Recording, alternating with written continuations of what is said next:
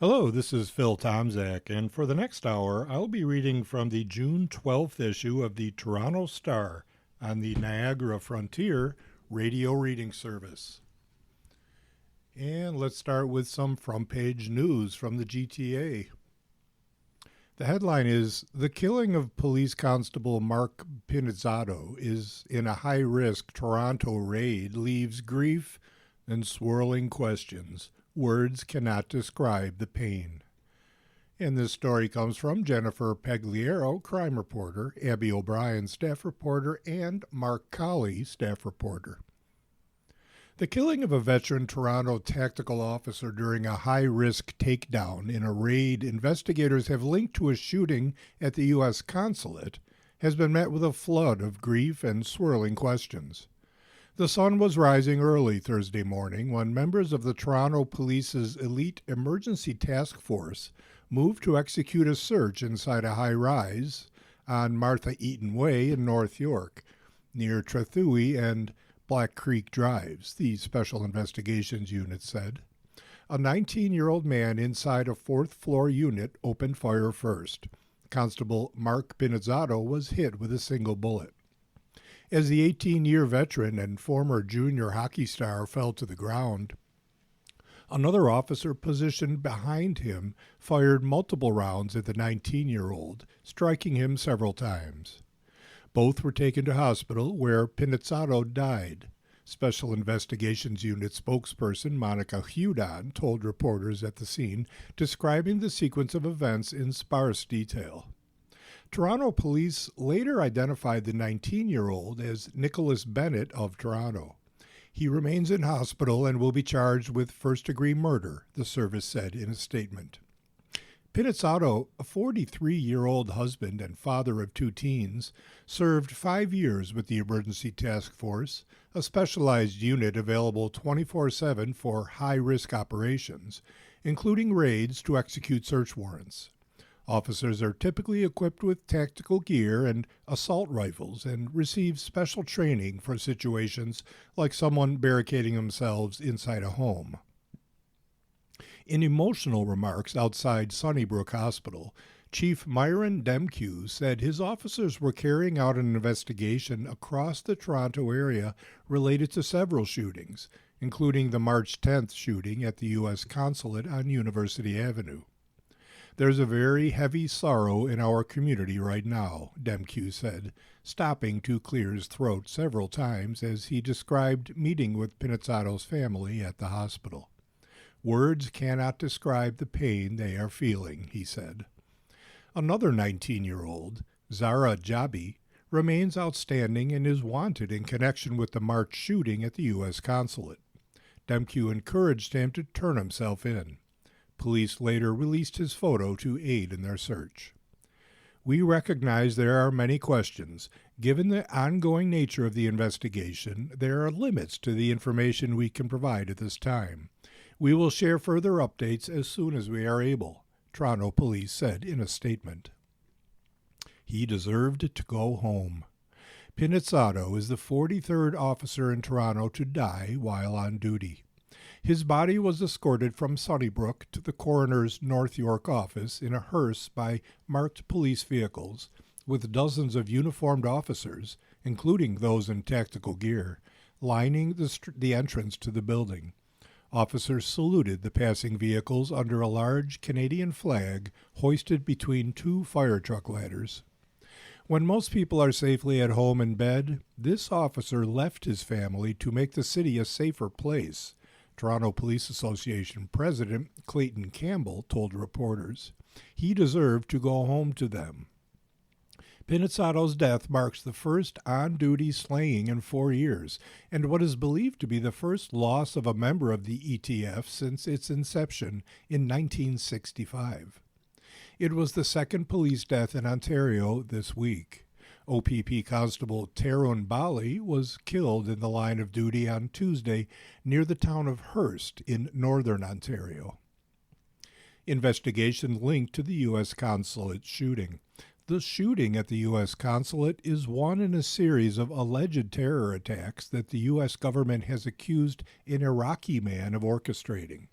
But what exactly investigators were looking for in the pre-dawn raid, DemQ didn't say. At least one RCMP officer was visible at the apartment building on Thursday. Toronto police, responding to a question about their presence, said the RCMP is working in close collaboration with the TPS in relation to the March 2026 shooting at the U.S. consulate. Police confirmed that the operation was led by the Toronto Police Gun and Gang Task Force and included the new counterterrorism security unit launched in the wake of the consulate shooting and several other targeting synagogues. Police spokesperson Stephanie Sayer said the service hopes to provide more information in the next 24 hours. It's not clear how many warrants were executed or how many people, if any, were arrested in the operation. The RCMP confirmed Thursday that its Greater Toronto Area Integrated National Security Enforcement Team remains actively engaged, working alongside the Toronto Police Service and international partners to advance a thorough and coordinated investigation. As this investigation is ongoing, there are limits to the information that can be shared at this time, spokesperson Andrew DiRienzo said. The SIU, which investigates all incidents of serious injury or death involving police officers in Ontario, is now in charge of the investigation into the shooting of the 19-year-old man, while Toronto police conduct a parallel homicide investigation into the death of their own officer. If accused of Pinizzato's murder, the 19-year-old would be automatically charged with first-degree murder under the criminal code.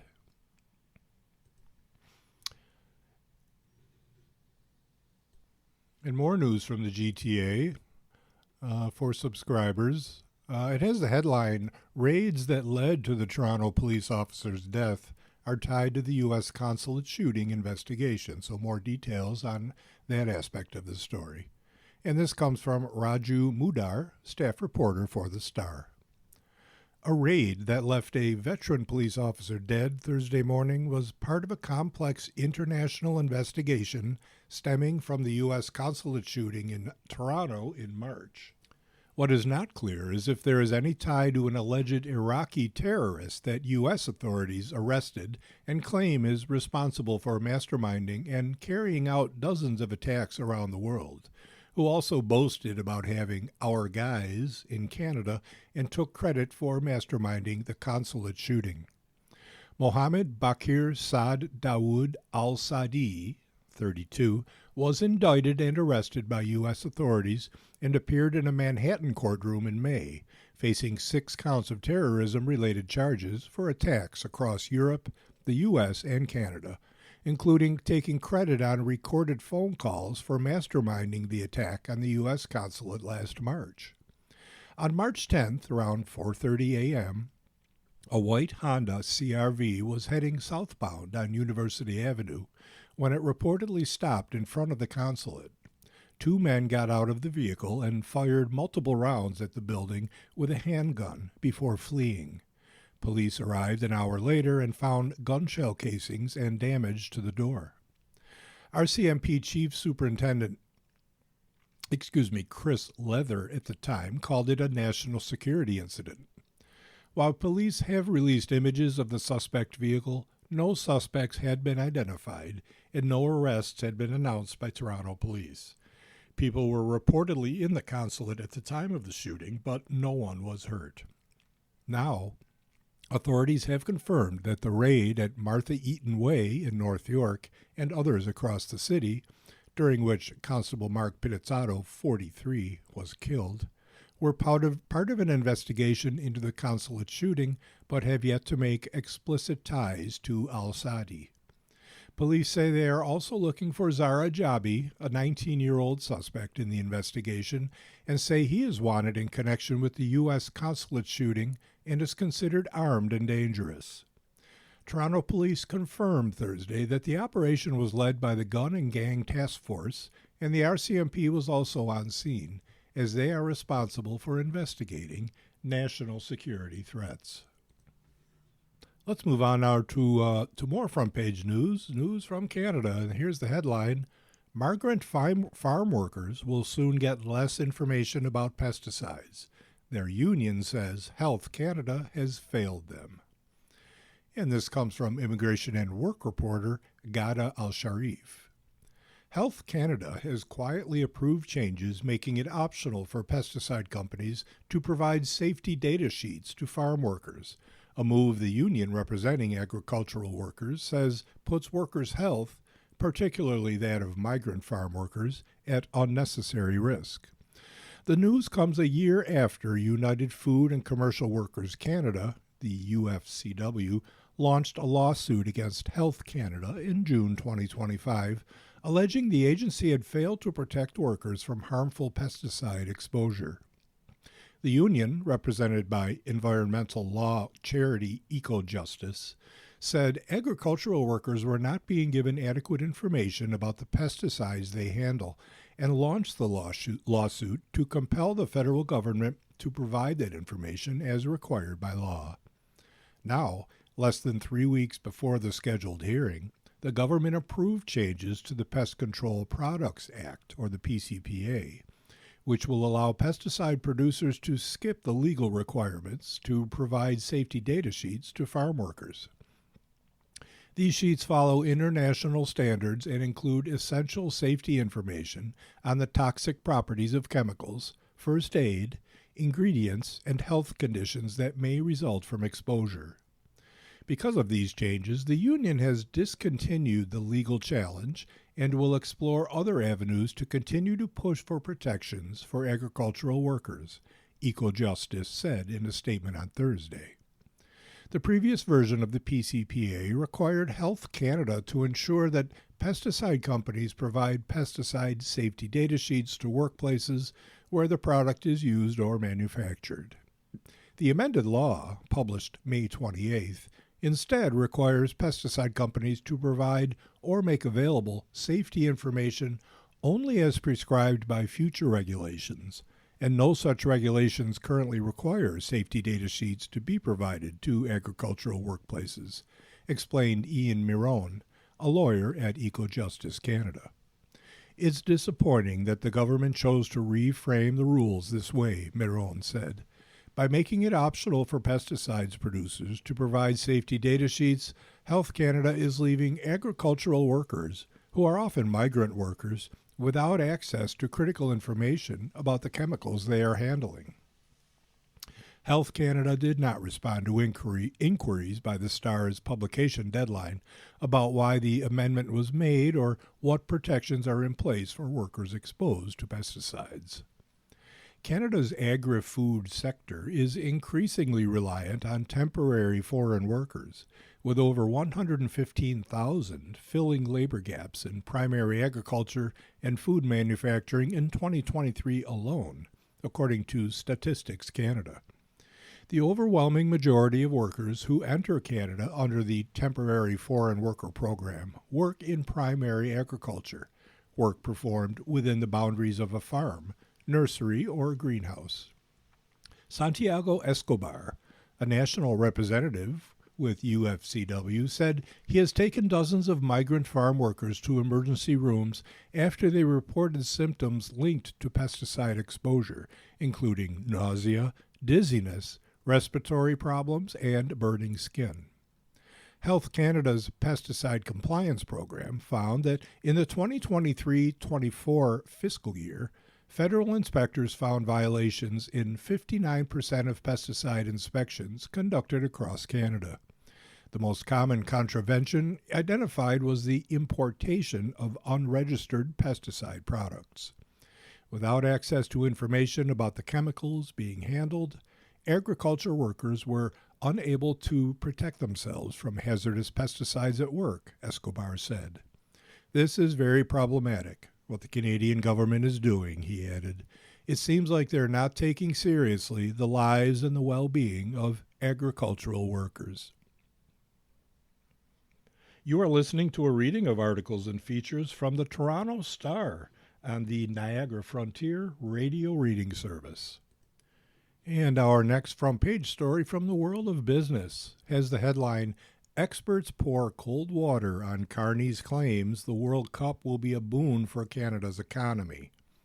And this comes from Anna Pereira, business reporter for The Star. In a statement celebrating the start of the World Cup, Prime Minister Mark Carney touted the economic benefits of the tournament, saying it is poised to yield thousands of new jobs and deliver billions in aid to Canada's struggling economy.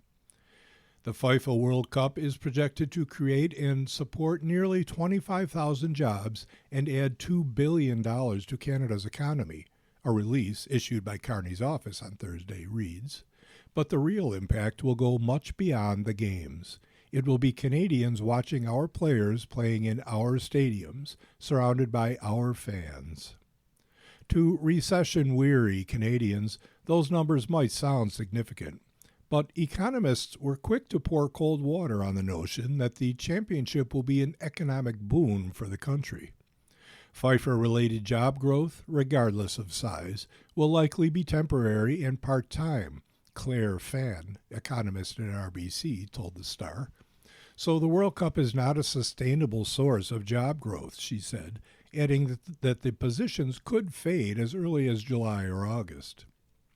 Shelley Kaushik, senior economist at BMO, said that employment gains will be concentrated in the tourism and hospitality sector in the cities of Toronto and Vancouver. Kaushik also emphasized that the positive economic impact will be partly offset by expenses to host the event. The Office of the Parliamentary Budget Officer estimated the price tag to be just over $1 billion for the two host cities across all levels of government. Considering the costs, BMO expects Canadian Gross Domestic Product, or GDP, to grow 0.1 percentage points, split between two quarters as a result of the World Cup. That's very, very small, said Kaushik, so it's not necessarily going to change the picture in Canada. The fact is that there's all these bigger headwinds right now to the economy, specifically the energy price shock, and of course, all of the trade uncertainty that we're still dealing with. Challenging economic conditions could have an impact on leisure spending, meaning GDP gain may end up being smaller than expected, Fan noted in a podcast episode also released on Thursday. Bahou's Dara Aziz, Director of Communications to the Secretary of State for Sport, confirmed that the figures cited by Carney came from a FIFA study from December 2024 prepared by Deloitte Canada. That same study estimated that the tournament could contribute $520 million to the GTA's GDP. The projected economic gain is smaller than for a typical World Cup tournament, said Kaushik. Canada will amass about 9% of total fan spending between the three countries, assuming sellout attendance, according to BMO's calculations. Meanwhile, the U.S. will get nearly 80% of fan spending. It's smaller than the benefit would have been if Canada had hosted the whole thing. That said, Kaushik believes the World Cup could add a slightly bigger boost to the local economy than Taylor Swift's Eras Tour in 2024. There is a potential for tourists to stay longer in the host cities, she added, and catch more than one game. The World Cup is benefiting Canada, and yes, I think we need it, she said. It's a good time to get any sort of support. But at the same time, I'd be cautious of overstating the benefit. Our next story is an opinion piece from Star columnist Mark McQueen, and it has the headline, "The Gordie Howe Bridge debacle is a mess of Carney's own making." And again, this is from Mark McQueen. He's a Toronto-based entrepreneur. As the July 1st Canada-U.S.-Mexico Agreement, CUSMA, Trade Pact renewal deadline looms, Canada's negotiating strategy continues to defy logic. On Tuesday, Prime Minister Mark Carney confirmed that the $6.4 billion Gordie Howe Bridge would be opening at the end of this week. At long last. I took that as a sign of warming relations.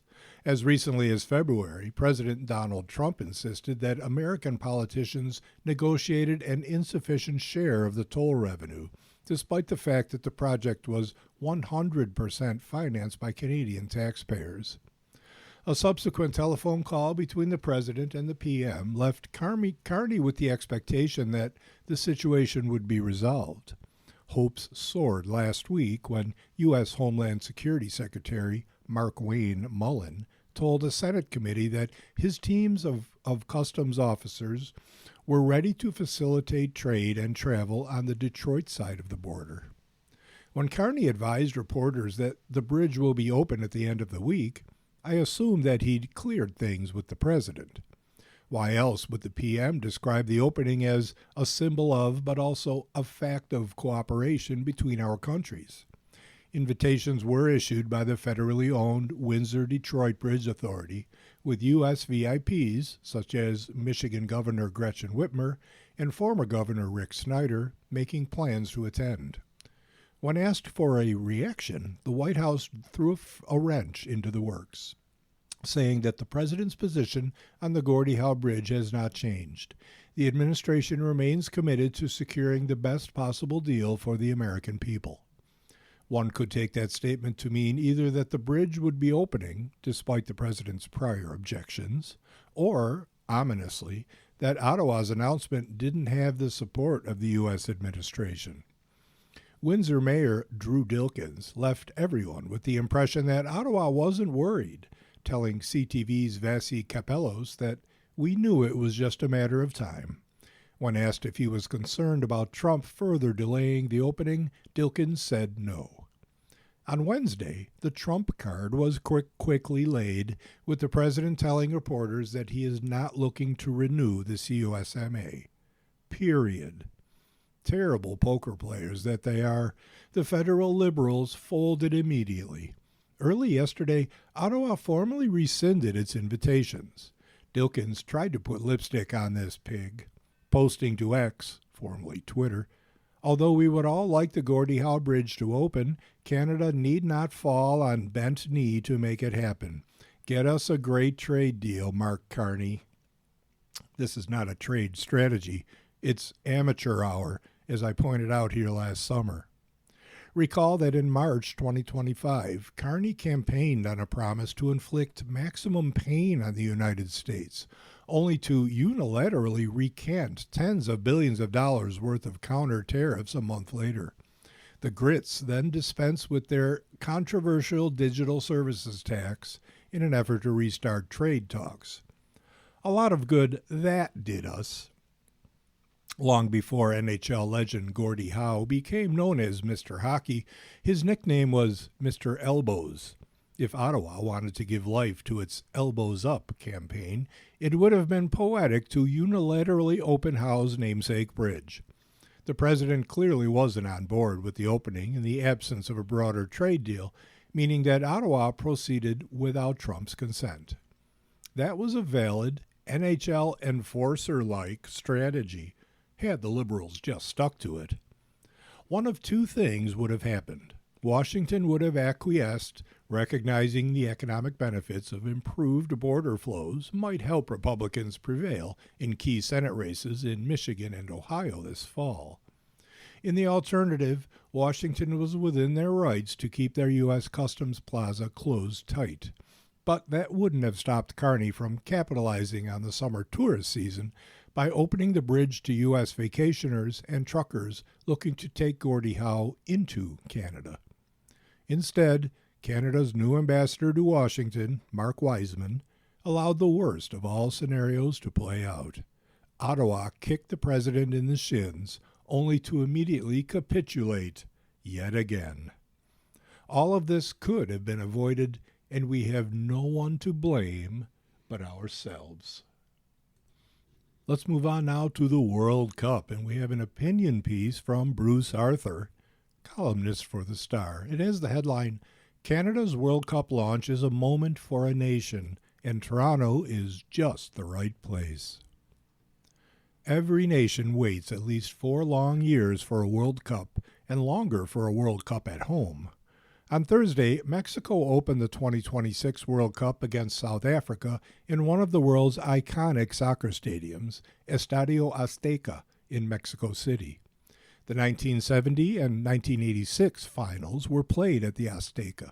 It's a towering cathedral. The 80,000 plus fans were a joyful ocean, and Mexico won. It was the right place to open this tournament. Friday, Canada will open in Toronto against Bosnia-Herzegovina, and that's right too. Yes, Toronto Stadium, BMO Field, is a scaffolding-enhanced bandbox. Yes, there could be thousands of Bosnians wearing blue. No, Canada is not a mature soccer nation in any real way. When you attend a World Cup, you realize that so many other countries don't merely treat soccer the way Canadians treat hockey. They treat soccer the way fanatics treat their religion. We aren't there yet. But Toronto is the right place. Almost half of the Canadian team came from the GTA, or near enough, from Toronto or Brampton, Mississauga or Ajax, Georgetown or Pickering, so many children of first or second generation immigrants. Toronto is a great World Cup city because the city is made up of the world, and this team reflects that. Canada will go to the bigger BC place in Vancouver after the opener, but this is the right place to start. It may not be the right time, though. The team has struggled to score for a while, and injury questions remain. Head coach Jesse Marsh has called this the best Canadian men's team in our history, and it's inarguable. But after the 4-year wait, World Cups can happen fast. In 2022, under then-coach John Herdman, Canada wanted to be something other than a hinterland in the global soccer landscape. Above all, they wanted respect. It was a moment, and then it was gone. Canada became the first team to attempt 20 shots and a penalty at a World Cup and not score since 1978, and lost to Belgium. Then Canada was vivisected by the Croats and eliminated from advancing. The final loss against Morocco, which, like Croatia, reached the Final Four of the tournament, was a valuable, empty formality. Yeah, I think the best experience we can take out of Qatar is that you know that first game is super important, said Canadian midfielder Steven Eustachio. Because if we don't win that first game, that makes us build pressure to the second game, which can be very difficult. Herdman was replaced by Marsh, and half the team has been turned over. For a Canadian soccer player, this is among the rarest moments of their lives. It's a dream to be a home nation at a World Cup, said Marsh. Like, nobody here is afraid of that. Actually, this is why we're doing it. But you can't plan for perfection either. Canada's biggest star, defender Alphonso Davies, is still recovering from his hamstring pull and will not play Friday. Its biggest rising star, center-back Moise Bombito, was reported to be ruled out earlier this week, but is on the roster. Marsh talked about incredible progress and said Bombito could be back to starter status in a week, but the fact remains. The 26-year-old has played 30 very worrisome minutes of real soccer since breaking his leg in October, and this is a World Cup. The other players who are coming back from injury are a grab bag, so we'll see. Canada's starters truly looked disjointed in a rain-soaked friendly against Uzbekistan last week in Edmonton, but this expanded 48-team World Cup means a better chance to escape group play. And again, there is a golden path for this team. Win the group, also Switzerland and Qatar, and it's a knockout match in Vancouver in the round of 32, and then maybe another in the round of 16. This is a chance to deliver the greatest moments in Canada's meager men's soccer history. I felt a real momentum behind this team and behind this moment, said Marsh. Canada has become more and more multicultural, and I think the excitement for so many different nations to be here in North America and in Canada, and to be playing with some of the greatest players in the world and some of the greatest coaches, I think that there's real excitement. And so for us as a team, we just want to put our best performances together, stay calm, show our quality, our character, show our togetherness. In the toughest moments, we want to be at our best. It's possible that at this moment in history, in a tournament dominated by the American hosts, that Canada needs that too. This is a moment. This team is on the edge of the world stage with a chance to write a new history, a Canadian one. Maybe at this World Cup, we can be everything we hope to be. You are listening to a reading of articles and features from the Toronto Star on the Niagara Frontier Radio Reading Service. Our next story from the world of federal politics. And the headline is, Carney government believes ramping up food production will cut prices. And this comes from Alice Ballingall, Deputy Ottawa Bureau Chief for the Star. Ottawa. The federal government wants to expand Toronto's Ontario food terminal as part of a multi-billion-dollar strategy to bulk up food production and cut prices in Canada's big chain-dominated grocery market, Prime Minister Mark Carney announced on Thursday. The goal is to land a deal with the province to expand the terminal into Etobicoke, Canada's biggest wholesale fruit and vegetable market, by the end of the year, the strategy says, with money from a new $1 billion Food Link fund that's meant to ease food distribution costs and help independent grocers buy supplies through cheaper alternatives to big retailers. It's one of the major pieces of a new plan the Prime Minister billed as a way to tackle food prices that have spiked since before the COVID-19 pandemic and make Canada less dependent on other countries. This terminal and others like it will play increasingly important roles in building a stronger and more resilient food system and a stronger, more resilient Canada, Carney said, unveiling the new plan at the Ontario Food Terminal on Thursday afternoon, behind a lectern with a placard that read, "Lower Costs." We are an agricultural superpower, yet for most Canadians, it doesn't feel like that at the checkout counter, the Prime Minister added. Excuse me. We're going to grow more at home, process more at home, and feed more Canadians with Canadian food. Beyond the Food Link Fund, the plan commits another $1 billion to high-potential agri-food projects over the next decade, the plan says, as the government strives to grow the food processing industry and increase the proportion of domestically made processed food consumed in Canada from 70% to 80%. The government also wants to boost the amount of fruits and vegetables grown in Canada for Canadian tables, with $750 million devoted over 7 years to double the value of agriculture from greenhouse and indoor crops to $1.55 billion by 2032.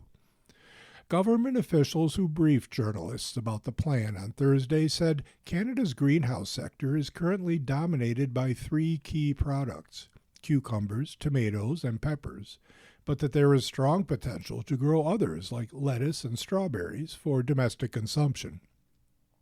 The strategy also promises changes to back it faster to approve new pesticides, fertilizers, and seeds, with officials insisting the changes won't compromise environmental or human safety.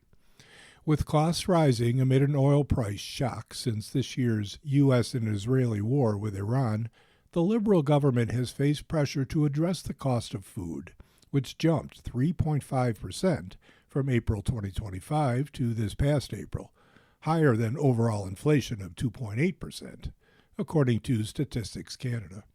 Thursday's strategy blames rising food costs, up 31% since January 2020, on global factors like war, tariffs, and climate change, alongside domestic issues like limited access to cheaper wholesalers outside urban areas, transportation costs, and a grocery sector dominated by 5 major chains: Loblaws, Sobeys, Metro, Costco, and Walmart.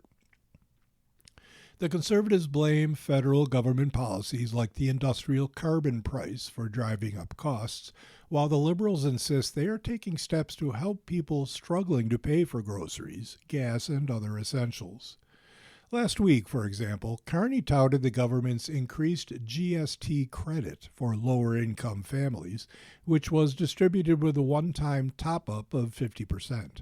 The benefit payment will be 25% higher for the next 5 years. On Thursday, he linked the food strategy to his government's broader goal of making Canada less reliant on other countries, arguing that a larger domestic food sector would cushion Canadians from global shocks that spike the costs of what they eat. A country that can't feed itself or fuel itself or defend itself isn't truly sovereign, the Prime Minister said. We have to take control of our food system. Let's move on to more stories from the world of sports. Let's talk hockey. With the NHL, the headline, the Golden Knights versus the Hurricanes. Carolina could hoist the Stanley Cup in Vegas on Sunday night. And this is written by sports reporter Kevin McGran. The Carolina Hurricanes are surging toward their second Stanley Cup.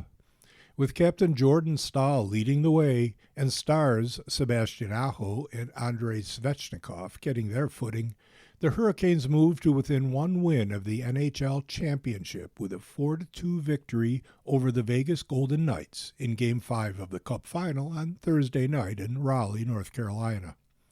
It required everything we have, Staal told reporters at the Lenovo Center. It required everything, and it's going to require everything to finish this off.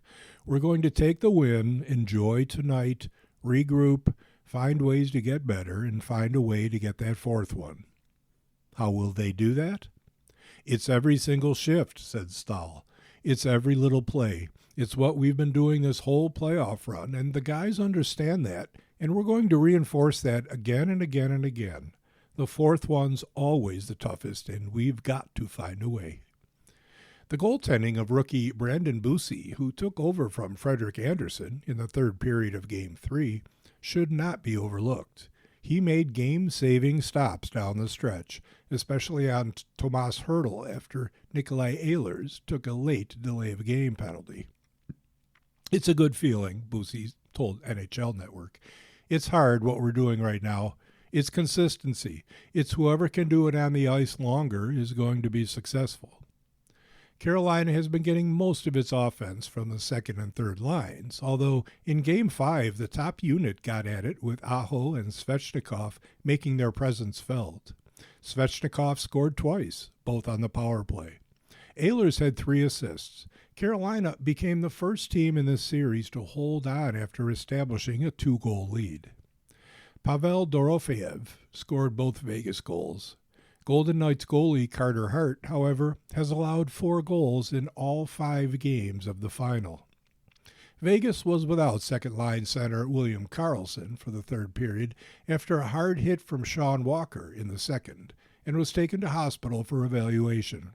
Even before the injury, Vegas coach John Tortorella had loaded up his first line, with Jack Eichel between Mitch Marner and Mark Stone, in a bid for some offense.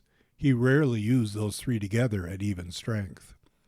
When we lose Karlsson, it kind of screws things up, so we'll see where we go with our lines, said Tortorella.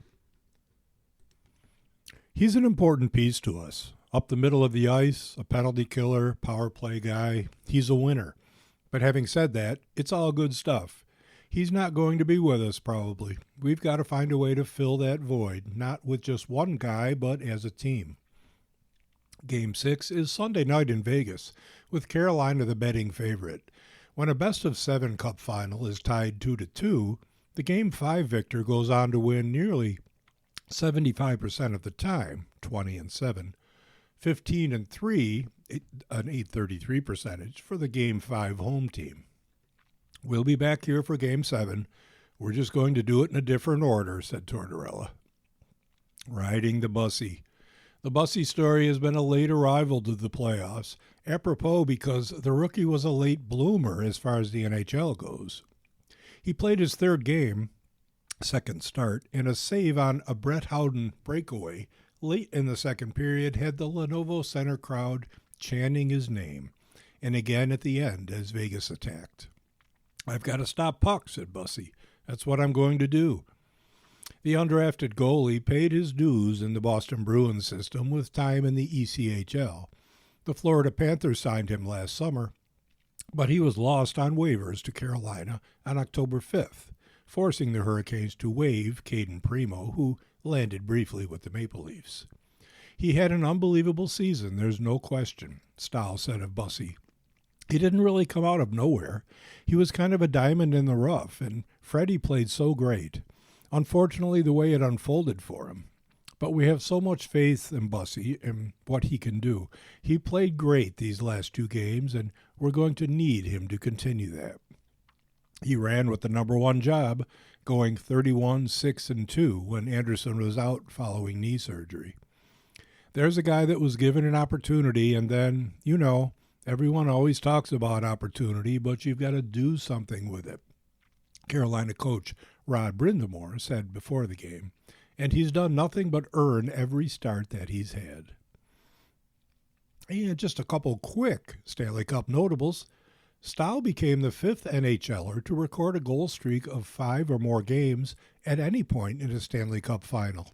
The others, Yvan Cournoyer, Montreal in 1973, Jean Beliveau, Montreal in 1956, Maurice Richard, Montreal in 1951, and Cyclone Taylor, the Vancouver Millionaires in 1918.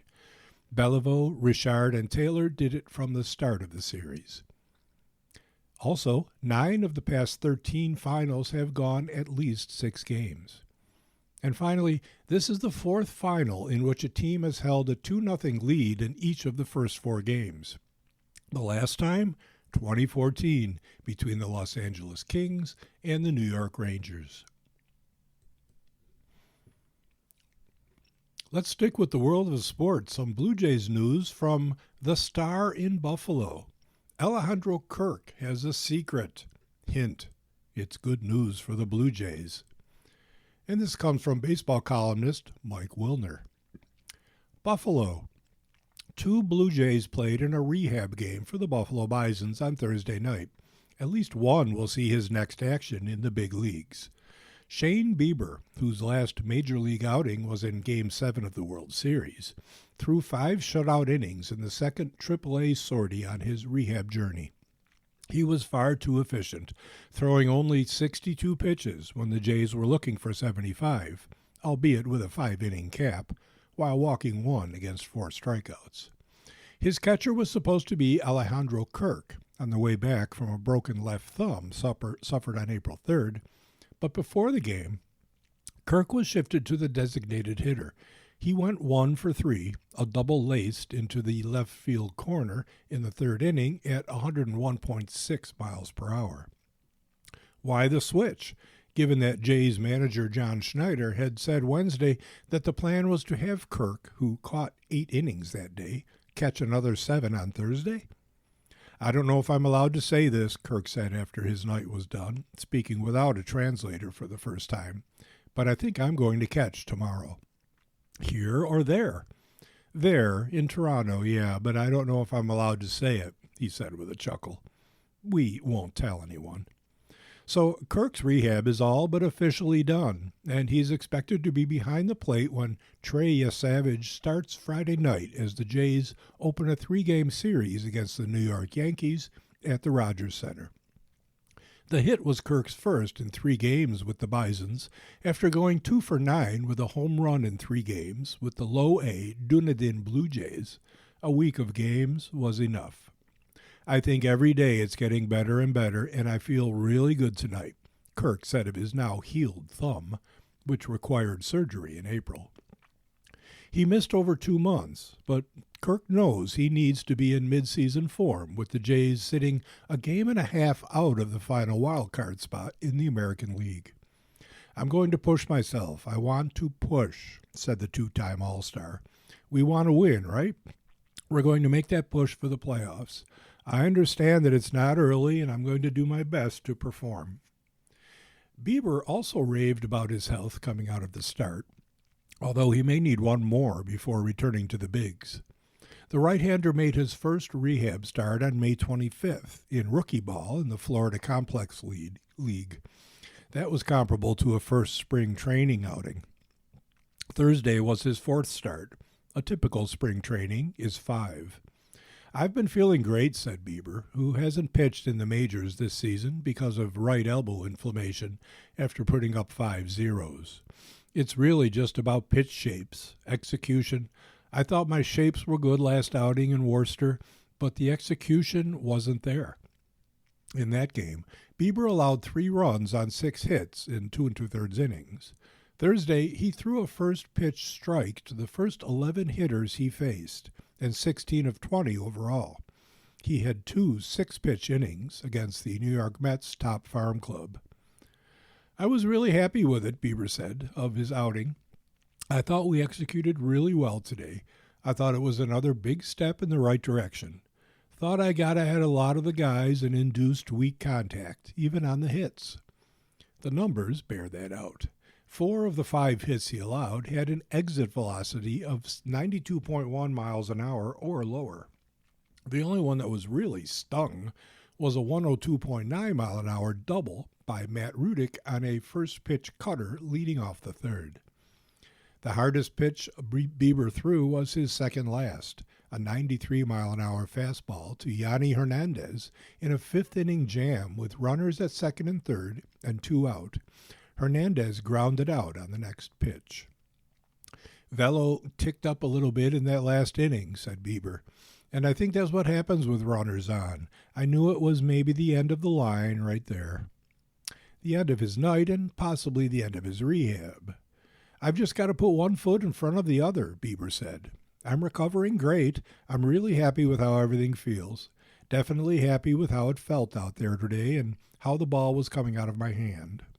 That's exactly what the Jays want to hear. Whether it's one more rehab start or Bieber takes the mound for the first stop on the Jays' next road trip in Boston, the 2020 Cy Young Award winner's return appears to be right around the corner. His catcher will beat him by a few days. You are listening to a reading of articles and features from the Toronto Star on the Niagara Frontier Radio Reading Service. Let's move on now to the Star's Life section, Must Love Dogs. Toronto's most pampered dogs get paw massages and puppuccinos at these popular pet businesses. And this comes from Victoria Christie as a special to the Star.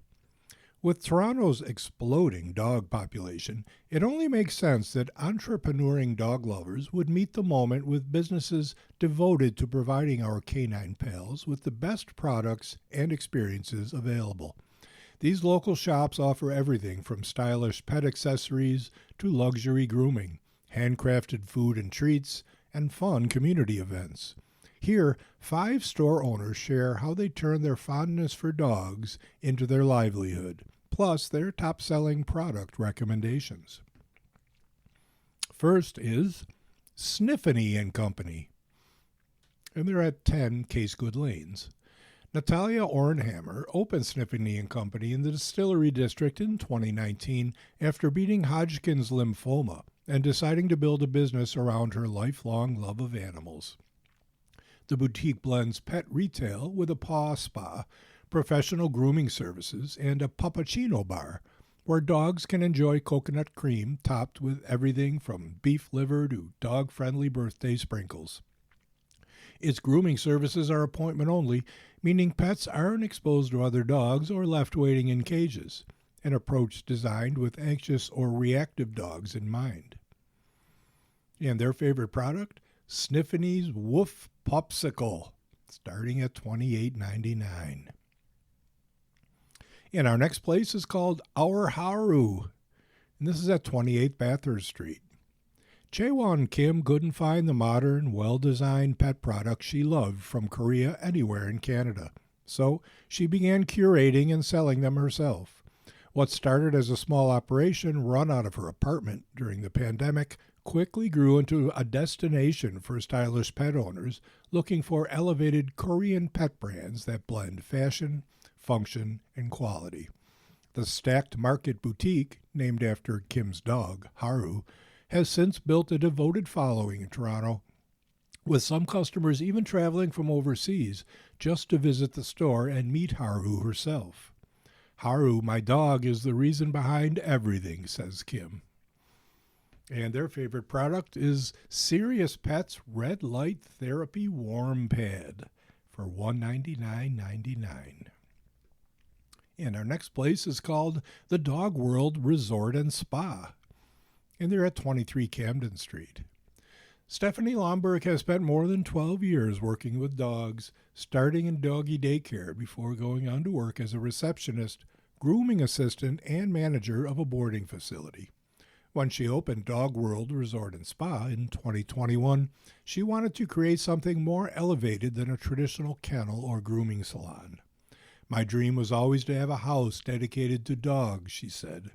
Set inside a retrofitted semi-detached house in the Fashion District, the space includes a lower-level daycare, a fenced turf background, curated retail on the main floor, and a grooming spa upstairs. And their favorite product is the Working Dog Sherpa jacket for $89. Our next spot is named Furr. I'll spell that for you, Furrr. And they are at 2207 Queen Street East.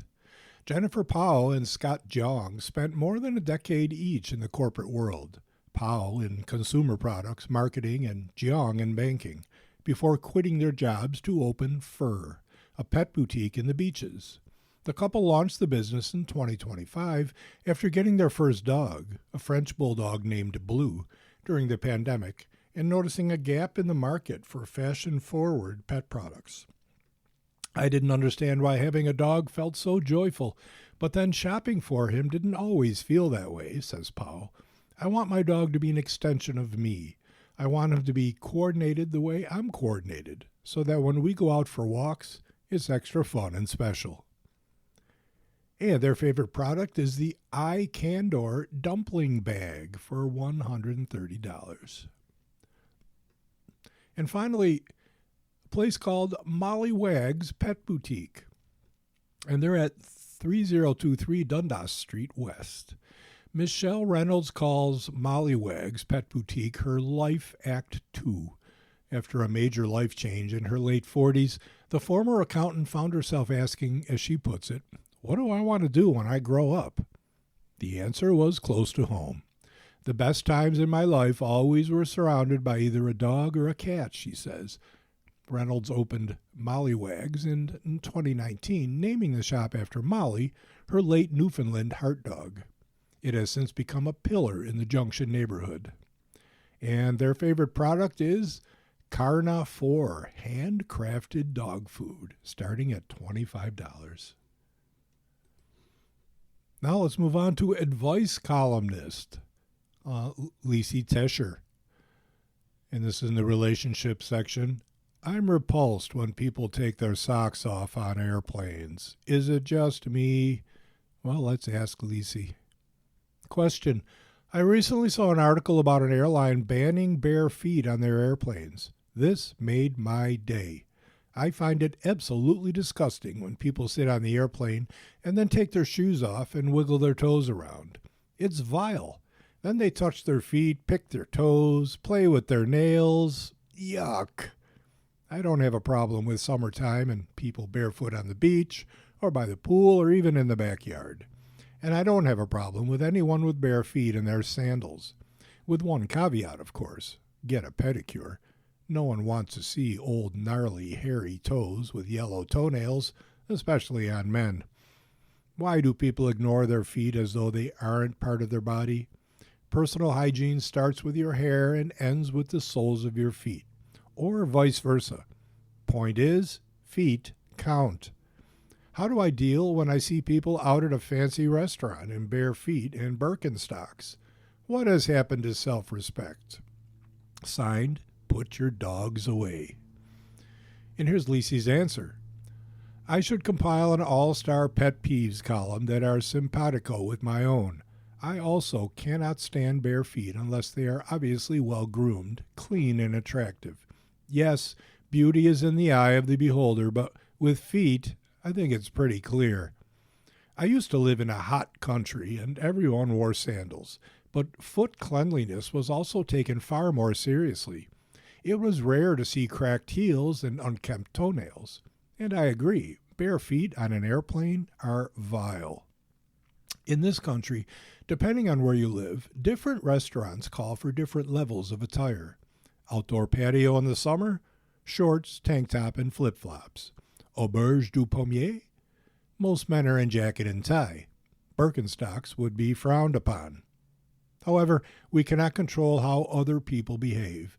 We can only control how we react. Now that the weather is getting warmer, I strongly suggest you keep your eyes up, your mind open, and your mouth shut. And time for one more question.